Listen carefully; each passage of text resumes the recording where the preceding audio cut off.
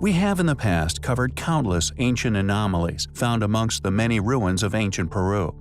Hillside fortresses, mountaintop sanctuaries, completely self-sustaining, technologically advanced group whose ruins still contain countless as yet unexplained methods of construction and often incorporating inexplicably large megalithic blocks once quarried, carved, transported, and then somehow, seemingly effortlessly placed atop one another. Masters of architecture, irrigation, stonework, and horticulture, this group, although claimed to have been that of our far less capable recent ancestors, the Incas, built self-sustaining, earthquake-proof settlements high among the clouds.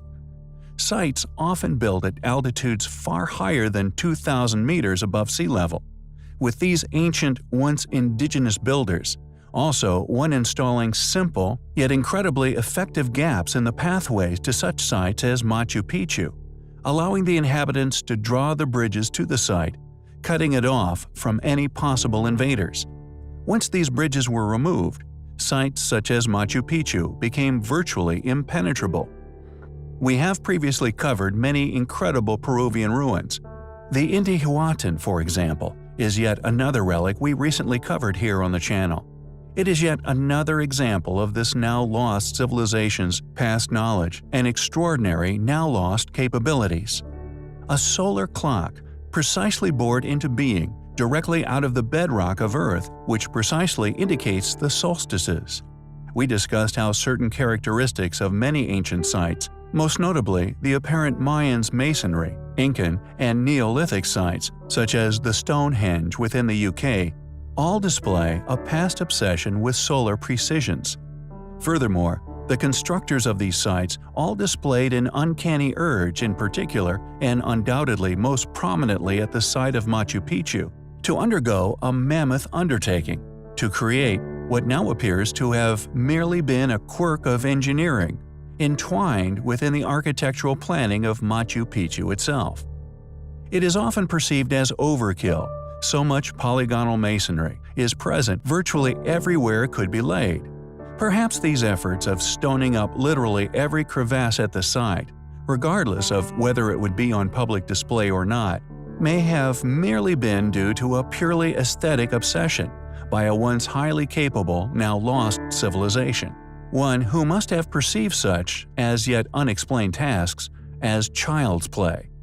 The incorporation of natural geological features into the sites is yet another curious characteristic of Machu Picchu, which many individuals who visit the location are perplexed by.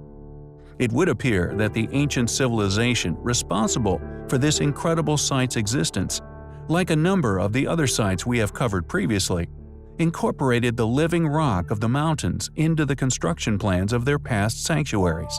Rather than have simply carved them flat, many ruins display a collaboration of such natural stones into the buildings themselves. The Temple of the Condor is one of these incredible examples.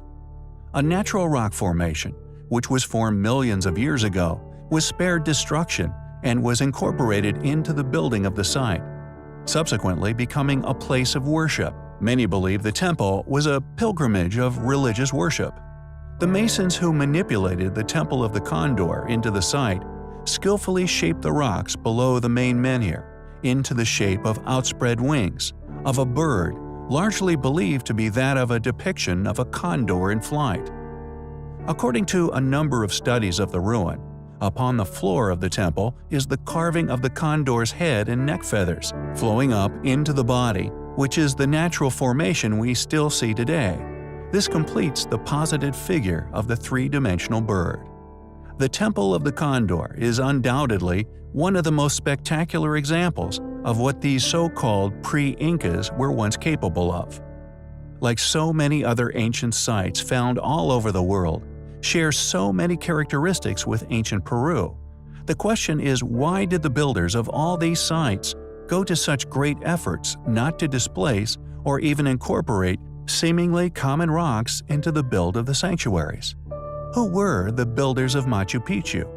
Were they a world-faring civilization? We find the evidence to suggest such highly compelling.